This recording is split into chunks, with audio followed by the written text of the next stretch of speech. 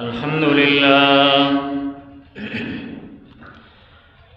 لله نحمده ونستعينه ونستغفره ونؤمن به ونتوكل عليه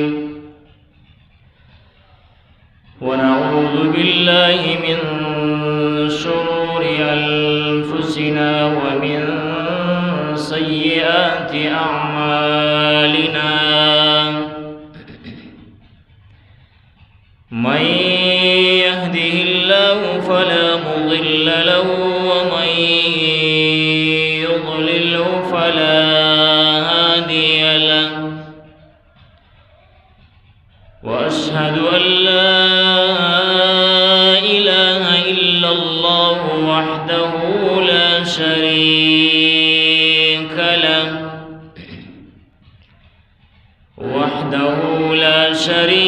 له ولا نظير له ولا وزير له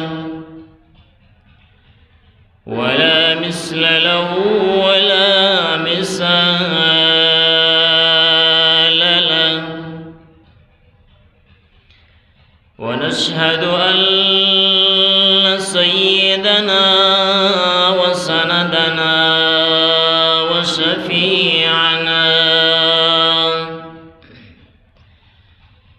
وشفيعنا وطبيبنا وطبيب قلوبنا وحبيب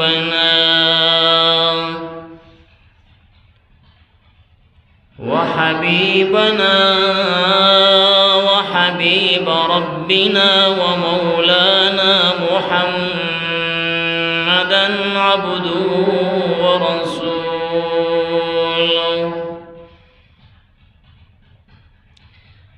أرسله بالحق بشيرا ونذيرا وداعيا إلى الله بإذنه وسراجا منيرا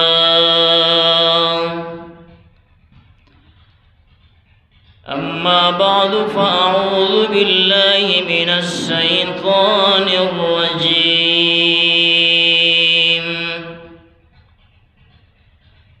بسم الله الرحمن الرحيم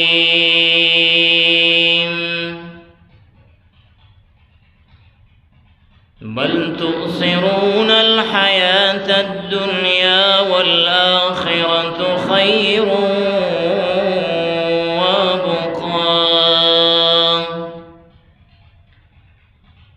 صدق الله العظيم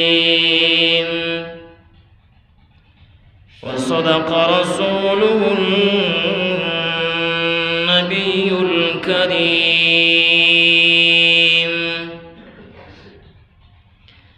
ونحن على ذلك لمن الشاهدين والشاكرين والحمد لله رب العالمين.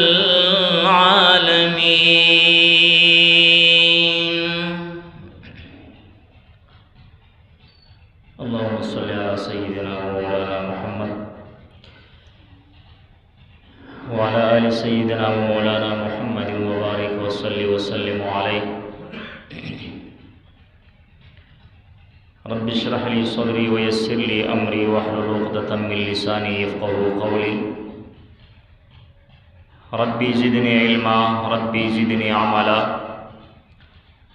سبحانك لا علم لنا إلا ما علمتنا إنك أنت العليم الحكيم. قدرمن محترم اللہ تبارک و تعالی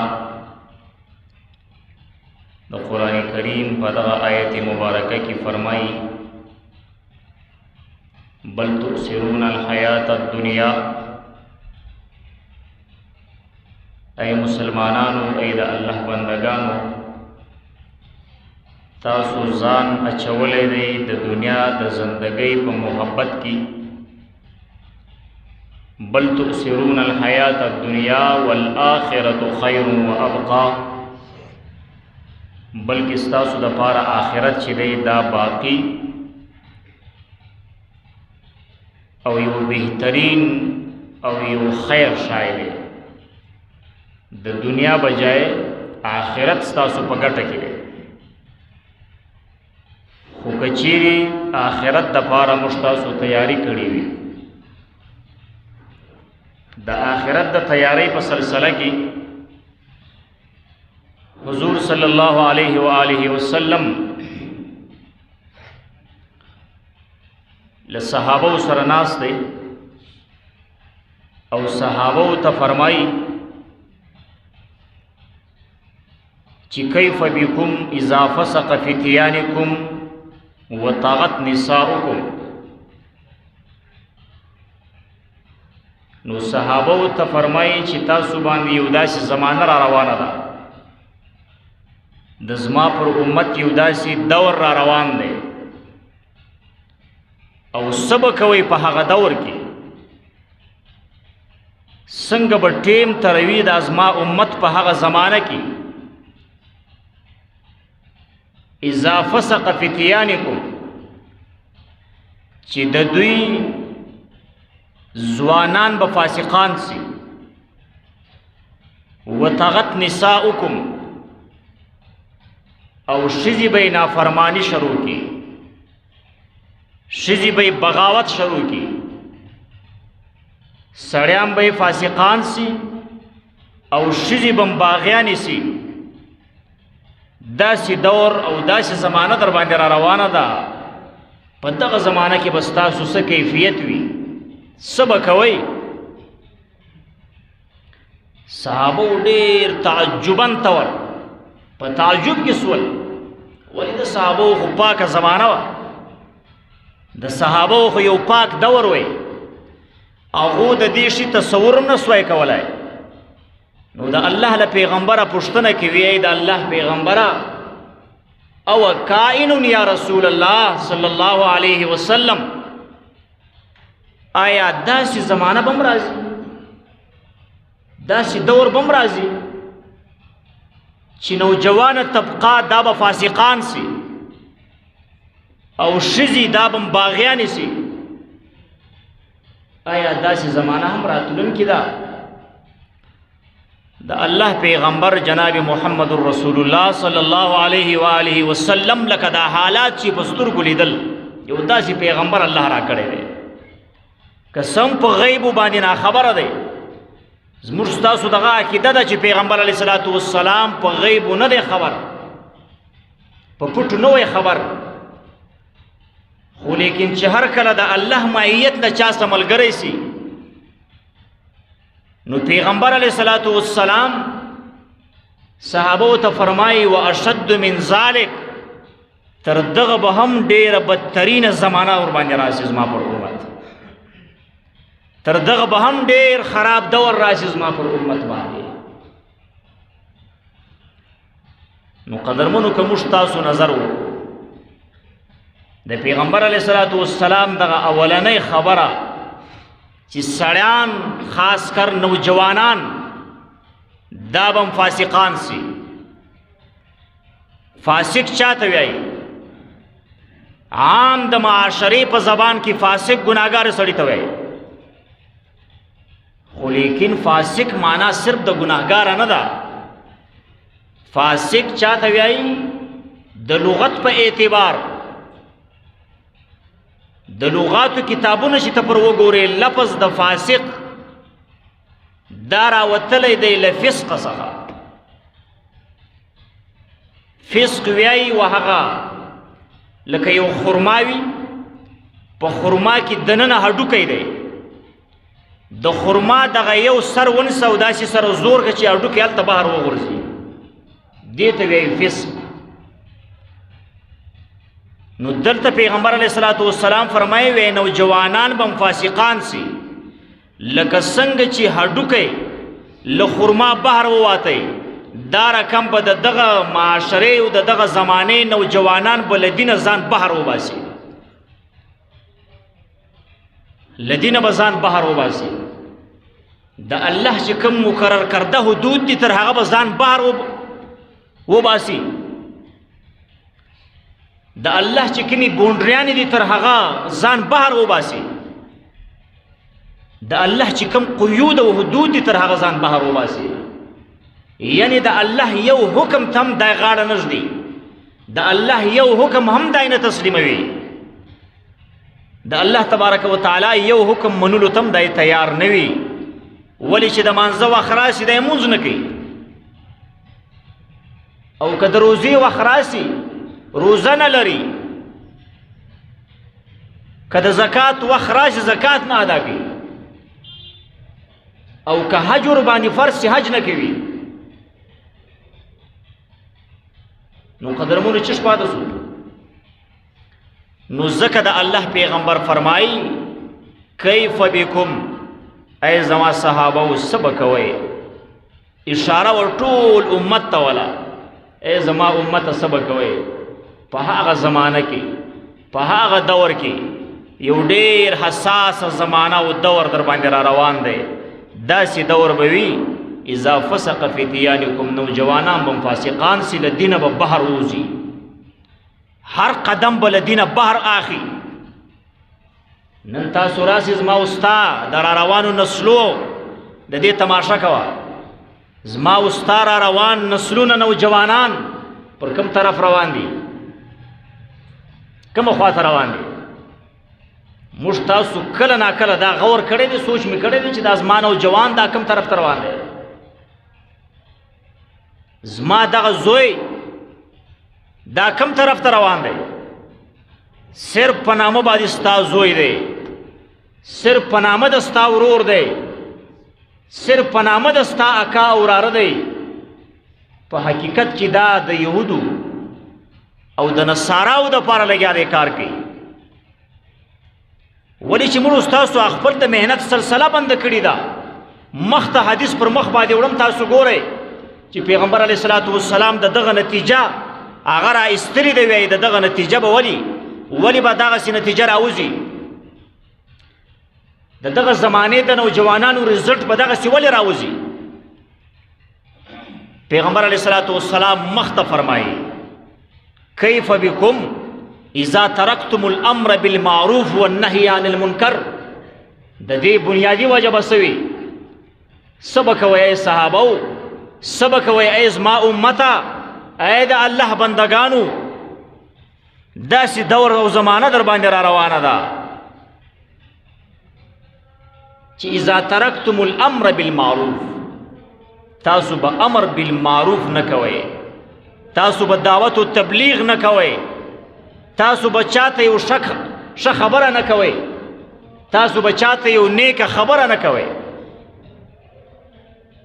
والنهی عن المنکر او نه به څوک له بده کاره راګرځوئ دا نوجوانان چې و دغه ځای ته رسېږي بنیادي وجه یې څه ده بنیادي وجه یې د دعوت و تبلیغ د نه کولو ده پیغمبر علیه الصلاة والسلام وجه وویله صحابه عرض کې وی د الله رسول پاک زمانه کې ما درته پاکه زمانه وه پاک دور وی د صحابو هغو د دې شي تصور نه سوای کولی چې وی به مسلمان او دی به دعوت و تبلیغ کار څنګه نه کوي وی به مسلمان دی به بل مسلمان ته ښه خبره ولې نه کوي دا څنګه کېدای شي او کائن یا رسول الله ای د الله رسوله داسې زمانه هم راځي دغسې مسلمانان هم راځي پیغمبر علیه الصلاة والسلام ورته فرمایي واشد من ذلک پر دې به شکر ادا کړي تر دې پورې بدترینه زمانه را روانه تر دې پورې بدترین مخلوق را روان دی په دې مخلوقاتو کې او د الله په بندگانو کې زما په امتیانو کې تر دغه هم یو ډېره بهترینه بلکې بدترینه ډله را روانه ده هغه به څنګه وي د الله رسوله تر دې پورې هم زیات پیغمبر علیه الصلاة والسلام ورته وفرمایل کیف بکم څه به کوئ ای زما امته چې هغه دور در باندې راسي هغه انسانان تاسو ووینئ اذا رأیتم المنکر معروفا والمعروف منکرا چې دوی ته به ښه کار بد معلومیږي او بد کار به ورته ښه معلومیږي دا خو ډېره لرې خبره ده چې خلک به شو خواته د نیکۍ و خواته رابولې، بلکې دغه نیکي به خپله د ستا په نظر کې بده ایسي، بده معلومېږي. نعوذ بالله چې دا بیا شته، او بد کار به بیا درته ښه معلومېږي. تاسو راسئ قدرمنو چې دا پیغمبر علیه الصلاة والسلام دا درې خبرې کړي دي په دې کې لږ داسې غور وکړئ، لږ فکر وکړئ، لږ سوچ وکړئ چې آیا دغه خبرې په موږ تاسو کې موجودې دي که نه دي موجودې. زما او ستا د نن د معاشرې نوجوان دا مخ پر فساقت باندې روان دي که نه دي روان، په فسق و فجور خواته روان دي که نه دي روان. فاسق مګورې ما درته تعریف وکړې، فاسق چاته وایي؟ له دینه ځان بهر ایستل. زما او ستا د دغه معاشرې نوجوانانو او د دغه معاشرې خلکو د الله له دینه ځان بهر ایستلی دی که نه دی ایستلی؟ چې د مانځه وخت راسې مونځ نه کوې، او که چیرې مونځ وکړې د مانځه آداب نه پېژنې، مونځ پر هغه طریقې نه کوې پر کومه طریقه چې زما او ستا پیغمبر کړی، پر کومه طریقه چې 1,40,000 صحابه کرامو کړی وو، ته خو پر هغه طریقې نه کوې. دغه رقم روزه در باندې راسي، اولې لرې نه، کدی چیرې روزه ولرله خدا ناخواسته بیا هغه آدابو خالی روزه یي. دغه رقم زکاتونه راسئ، څومره انسانانو به زکات ادا کړی او په کوم ترتیب به ادا کړی؟ بس چې زړه ورته وایي بس یاره دغه زکات بس هغه زکات ورکوه، نور نه مال حساب ستا، نه دکان ستا، نه دکان ته حساب ستا، د زکات پر موقع باندې یو شی هم نشته بس. حالانکه چې زکات در باندې فرض دی، حولان حول کال ور باندې را وګرځېدی، دکاندار یې دکان ته کښېنه، د روپۍ حساب وکړه، دا خپل پرچون سامان دا ټول سره راوغورځوه، د دې ریټونه وګوره، دا د الله حق دی، دا مه تلف کوه، دا د الله حق دی، دا مه ضایع کوه. که چیرې ته نن د الله حق ضایع کوې، الله به ستا حق ضایع کړي، الله به تا ضایع کړي. که دې چیرې د الله حق ضایع کوئ، نو قدرمنو زکات ادا کوونه کم چیرې ادا کوئ، بیا نو داسې نه ده چې مکمل طور څومره را باندې فرض دی بس پوره پوره زکات او پوره پوره حساب دا موږ تاسو نه دی کړی، بس دا د الله حق دی. نو ځکه قدرمنو موږ له دینه بهر وتلي یو، چې هر کله انسان له بونډرې بهر وځي، انسان د الله تر مقرر چې کوم مقرر شوي حدود دي، قیود دي، تر هغه ځان بهر وباسي. نور خو به تر هر شي ځان بهر وباسي، خو لیکن د الله تر خدای ځان بهر نشي ایستلی. هر څومره سرکشه سي، هر څومره طاقتور سي، د الله تر باچهۍ خو ځان بهر نشي ایستلی، د الله تر خدای خو ځان بهر نشي ایستلی. خو بیا هم د الله په طاقت کې، بیا هم د الله په ګریف کې، ان بطش ربک لشدید، د الله ګریف چې در باندې رالی، د الله ګریف چې دی هغه ډېر سخت دی، له هغه ځان نسي بچاولی.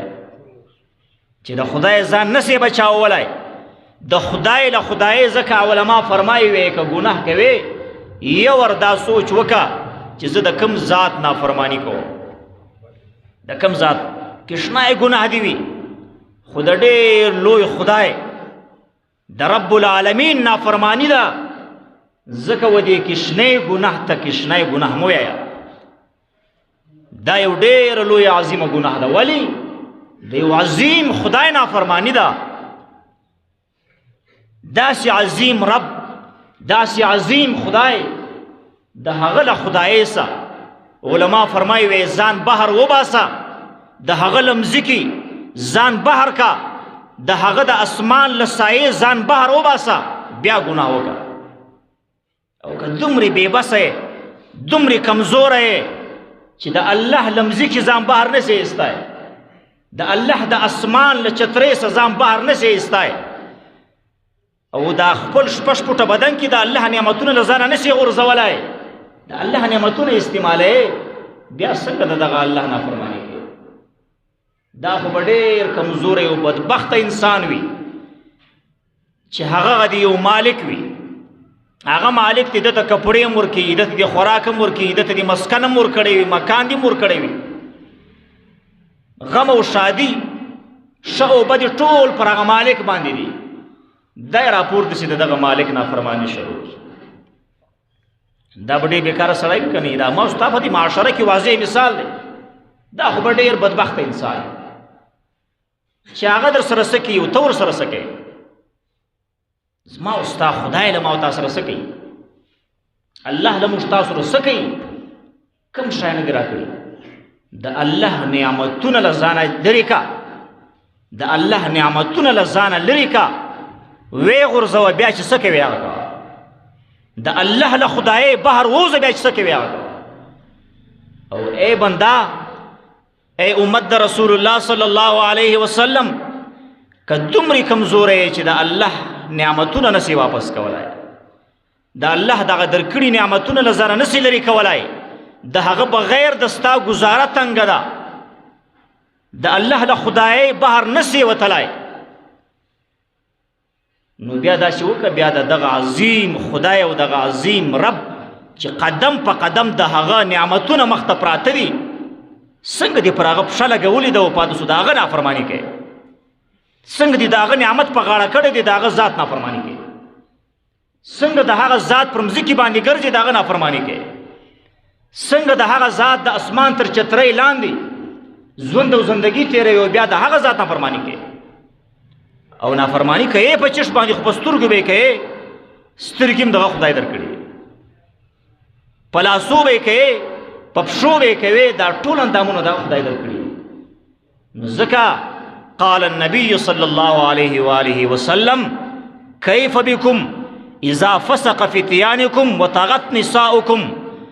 اے امتا سبا کوئ، څنګه زمانه در باندې را روانه ده، او ستاسو به څه حال وي، ستاسو به څه کیفیت وي په داسې دور کې، په داسې زمانه کې اذا فسق فتيانكم، چې ستاسو نوجوانان به فاسقان سي.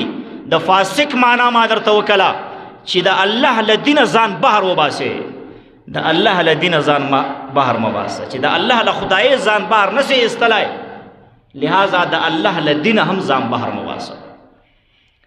د الله له احکاماتو سرپیچنه مه کوه، د پیغمبر علیه صلات والسلام له طریقو څخه سر مه پیچه، سر تسلیم خمسه و خپل رب ته و خپل خدای ته و هغه رحیم و کریم ذات ته، او پر طریقو هر عمل چې کوي پر طریقې د جناب رسول الله صلی الله علیه وسلم یې کوه.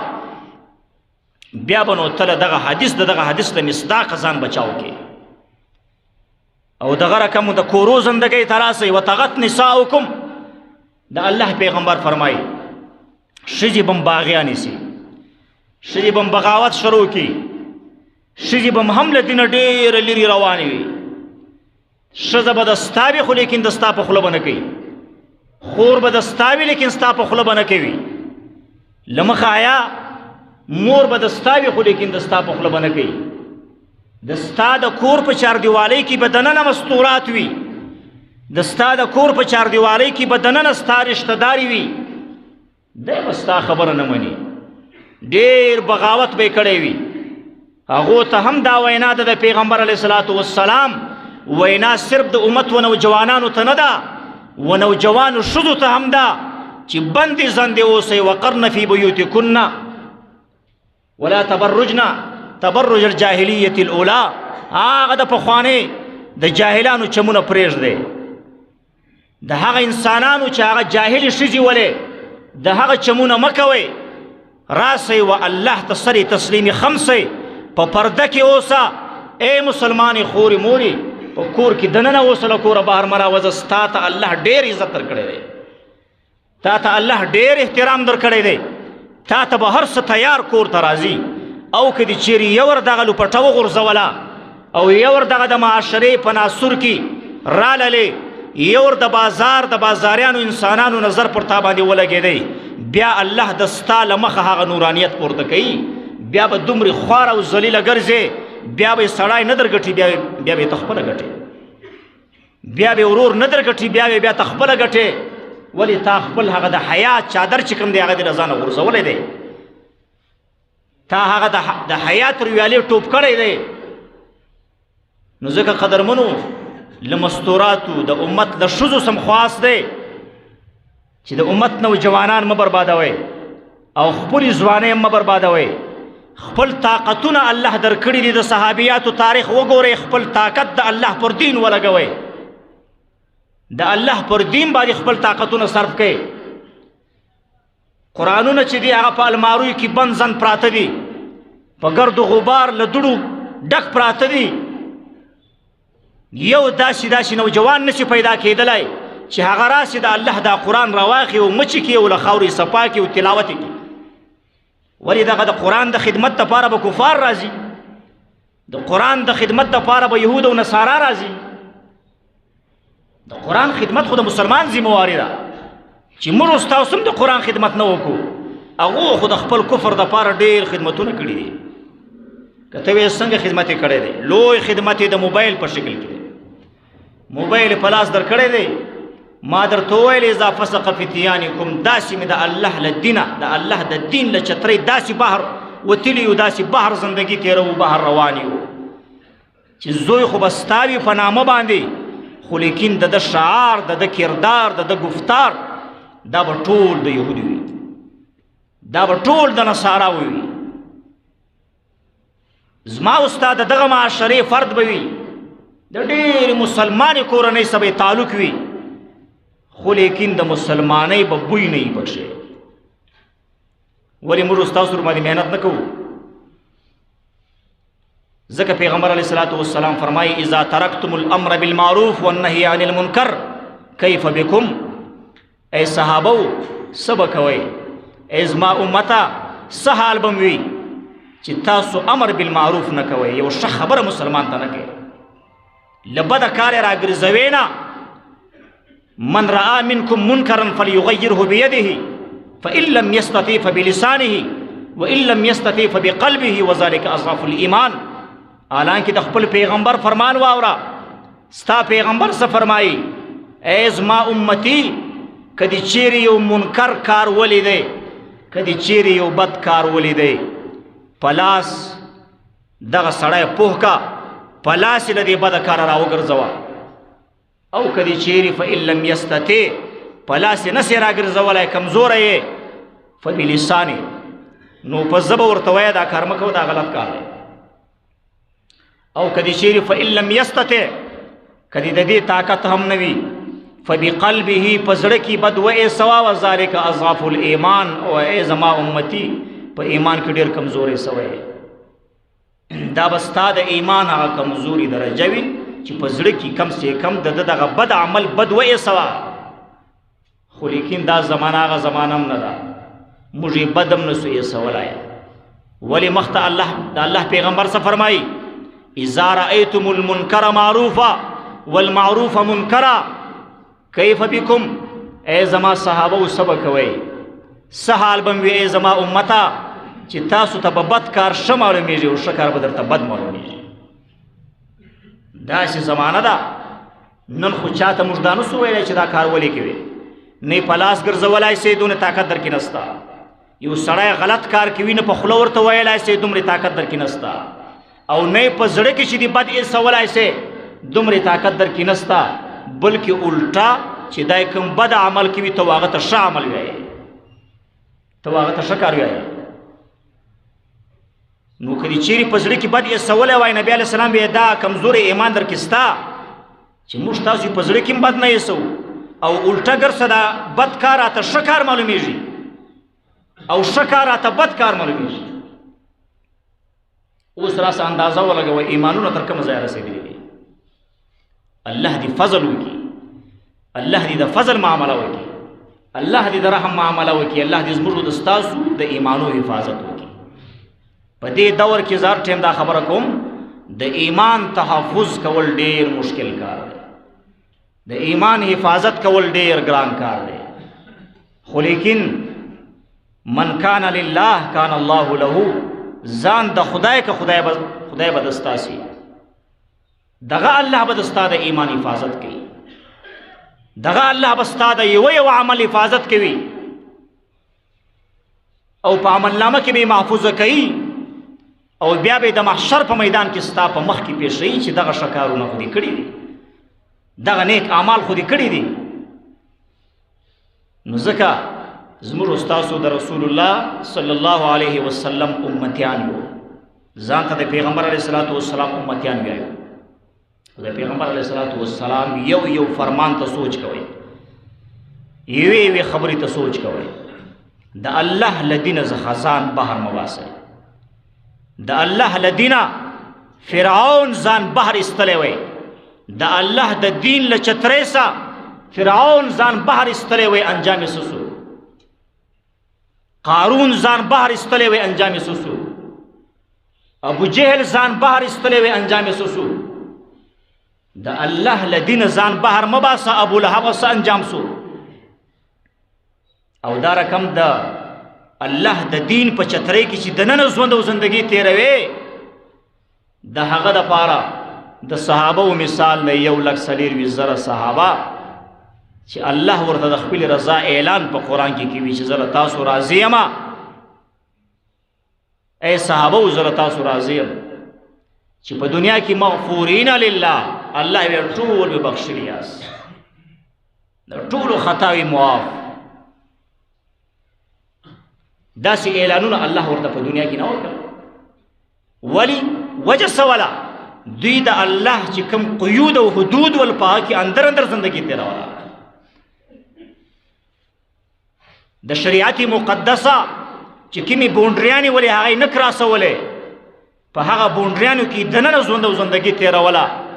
تکالیف به راتلل، تکلیفونه به راتلل، خو لیکن د هغه تکلیفو مقابله به یې کوله. څنګه مقابله به یې کوله؟ د رشتہ دار خیال نه ساتئ، لا طاعت المخلوق فی معصیت الخالق، چې په کوم ځای د الله نافرمانی راتلله په هغه ځای د مخلوق یو خیال هم نه ساتئ. ولی که تاسو یې دې دپاره یو مثال غزواتو تاریخ تاسو وګورئ، د صحابه و د جنګو تاریخ وګورئ، په یو سب کې به کفار ولاړ ول، بل سب کې به مسلمانان ولاړ ول. د کفارو په سب کې به اکا ولاړ وی او د مسلمان په سب کې به چې دی وراره ولاړ وی. وراره به را ولاړ سو، خپل اکا به قتل کړي، دې ته یې نه کتل چې یاره دا خو زما اکا دی، دې ته یې نه کتل چې دا خو زما پلار په دې سب کې ولاړ دی، زوی به رالی پلار به قتل کړي. ولی ته فاسق یې، د الله له دینه بهر زندگی تیروي، ته چې دی باغي یې، د الله له دینه دی بغاوت کړی دی، الله نه منې، د الله الوهیت نه منې، د رسول الله رسالت نه منې، د قرآن کریم حقانیت نه منې، لہذا ستا دپاره چې دی سزا دغه سزا ده. دی د دې شیانو یو خیال هم نه ساتئ. موږ تاسو خو تقریبا و ډېرو کشنوي شیانو ته حساب لګوو چې یاره بیا دا پلار ناراضه نه سي، ګورئ بیا دا پلانی رشته دار ناراضه نه سي، په کور کې غم او شادي راسي، د چا پر طریقه باندې مناوو، د الله حکم چیرې وي، د نبی علیه السلام طریقه چیرې وي. موږ تاسو د مسلمانانو ودونه تاسو به ګورئ خوانه راسه بدوئ، موږ تاسو د مسلمانانو ودونه دا د الله په د حکم مطابق، د پیغمبر علیه الصلاۃ والسلام د طریقې مطابق دي. ځکه موږ تاسو نن چې دی په دې معاشره کې ګناه عام شوله، چې نکاح ګرانه سي، ګناه ارزانه سي. نکاح دا موږ تاسو څنګه اسمان ته رسولي، یو نیک لیار، یو ښه لیار، هغه موږ تاسو یو خاردار تارونه هغې ته ورکړي دي، هغه لیار مه دغسې مضبوطه تړلې ده، بنده کړې ده، نو د زمانې نوجوان به چیرې ځي، د دغه زمانې ښځې به چیرې ځي؟ نو فسق فتیانکم، د دغه زمانې نوجوان به له دینه بهر وځي. د دې نتیجه به دا وي چې اصل حلاله لیار موږ ستاسو په رسیو ټینګه مضبوطه تړلې ده، او ناجائزه لیار ډېره اسانه ده، ناروا لیار هغه ډېره اسانه ده، موبایلو بیا نورم اسانه کړې ده. نو ځکه به نوجوانان فاسقان سول، ځکه مې ښځې باغیانې سولې. ای د امت مسلمانانو، ای د جناب رسول الله امته، ای د الله بندگانو، پر خپلو نسلو رحم وکئ، پر خپلو نوجوانانو باندې رحم وکئ، پر خپلو ښځو مستوراتو باندې رحم وکئ. پیغمبر علیه الصلاۃ والسلام فرمایي وی په یو څو شیانو کې تعزیل پکار ده. یو په هغه کې نکاح دی. ښځه چې څنګه د نکاح قابله سو بس په نکاح ورکوه. هلک چې څنګه د نکاح قابل سو بس یو ښځه په نکاح ورکوه. مهر کم کوي. د دې بنیادی وجه چې دی هغه زیات مهر دی. ځکه نوجوانانو نن سرکشي کړې ده له دینه بهر زندگی تیروي. ځکه ښځو چې دی هغه نن بغاوت کړی دی له دینه بهر زندگی تیروي. موږ ستاسو په دین کې دننه داسې گنجایش نه دی پرېښی. لا اکراه فی دین، په دین کې زور زبردستی نسته، په دین کې داسې سختیانی نسته لکه موږ ستاسو چې څومره قدر سختیانی پر دې نوجوانانو جوړ کړي. موږ ستاسو پر دغه نسلو باندې کم قسم سختیانی جوړ کړي دي. وایي دومره مهر به اخم کنه بیا خو نو زه په دې باندې سونا نشي کېدلی او په دې باندې د کور جایز او سامان نشي اخیستلی. ولې دا سامان فرض چې دی اخی دومره سامان د دې کم ضرورت دی څه دپاره اخی؟ نو لهذا لکه څنګه کم نوجوان چې فاسق سوی دی له دینه بهر زندگی تیروي دا څومره د الله په عذاب کې مبتلا دی دغه رقم به مور او پلار او خپل مصرانم په دغه عذاب کې مبتلا وي. ولې دا خو د ستا په وجه باندې فاسق سوی دی. دا خو د ستا په وجه باندې دا ښځه به باغې سوي ده، بغاوت یې کړی دی. که تا د پیغمبر علیه الصلاۃ والسلام په خبره باندې عمل کړی وای دا ښځه به ولې بغاوت کوئ؟ او که تا چیرې د پیغمبر علیه الصلاۃ والسلام پر هدایاتو باندې عمل کړی وای دغه نوجوان زوی به ولې د ستا خبره نه منله؟ زه دا خبره نه کوم چې خامخا نوجوانان سرکشي شروع کړي، نوجوانان فاسقان سي، نوجوان ښځې باغیانې سي، بلکې له مصرانو سم دا خواست دی صاحب استطاعت په کور کې چې کم څوک د ستا په اختیار کې دی دا زوی، د ستا په اختیار کې دی د هغه واده، د ستا په اختیار کې دی د هغه کوزده او د خپلې لور کوزده او واده، لهذا زر تر زرې وکړه. ګراني مه جوړوه، ارزاني جوړه کا. پیغمبر علیه الصلاۃ والسلام فرمایي وی په تاسو کې بهترینه ښځه هغه ده چې د هغې مهر کم وي. په تاسو کې بهترینه واده هغه دی چې په هغه واده کې مهر کم اخیستل سوی وي. لهذا دا مې خواست دی درته چې د الله د رضا دپاره د لور په پیسو ځان مه تګوه، د خور په پیسو ځان مه تګوه، د ورېرې په پیسو باندې ځان مه تګوه. دا د اور سکروټې دي چې و خپل زړه ته یې اچوې او خپل نس ته یې اچوې. نو ځکه لهذا پر خپلو را روانو نسلو باندې رحم وکړئ. کفار لګیا دي قدرمنو ډېر محنتونه شروع کړي دي زما او ستا نوجوانانو باندې. زما او ستا نوجوان ما درته په شکل کې ستا زوی دی، مخامخ برای نام ستا زوی دی، خو لیکن زوی دی نه دی، ورور دی نه دی، رشتہ دار دی نه دی. دا د یهودو سړی د یهودو خپل کړی دی، یهودو موبایل په لاس ور کړی دی، هغو محنت ور باندې جاری دی، هغو دغسې خپل کړی دی چې د دینه بار زندگی تیروي، هغو دغسې خپله کړې ده چې د بغاوت زندگی تیروي. موږ تاسو راسې غوزی ور باندې راواړو، دا خپل نوجوانان را روان نسلونه دا د ځان کو د الله و دین ته رخ و مخ کو، د الله و قرآن ته مخ کو، او د الله و مسجد ته مخ کو، و علماو ته مخ کو، و طلباو ته مخ کو. خپل دا چې په دې معاشره کې خپل دغه مصران دي، سپین ږیري دي او وخت رسېدلي انسانان دي او بوډاګان دي چې هغه دغه نوجوانانو ته ډېر مجبوره دي، ضرورت ورته لري، احتیاج ورته لري. لهذا و هغو ته رخ و مخ کو چې اصل د احترام وړ دغه انسانان دي. ستا رخ و مخ په دې خوا په کار دی، ای نوجوانه ته بله خوا ته روانې، لږ مخ راواړوه، لږ د الله و دین ته راسه. ته مسلمان او زم مسلمان، راسه په دې مسلمانۍ راسه ګډ سه، راسه دا مسلماني په ګډه روانه کو، راسه د الله د قرآن خدمت په ګډه روان کو، راسه د الله د دین خدمت چې دی په ګډه روان کو. ورنه دغه دین دا به زما له لاسه هم سبا وځي او ته چې سات نه راکوې ستا له لاسه به هم وځي. بیا به را روانو نسلو ته کوم شی په لاس ورکوې؟ کفر په لاس ورکوې، نفاق په لاس ورکوې. را روان نسل چې کوم را روان دی هغو ته د یهودو چې کوم پیشه ده دا په لاس ورکوې، موبایل په لاس ورکوې، ټي وي او ډیوډي په لاس ورکوې. الله جل شانه دی پر دې خبرو د عمل توفیق راکړي. الله تبارک و تعالی دې د خپل دین صحیح سمجھ او پوهه نصیب کړي. آمین. واخر دعوانا الحمد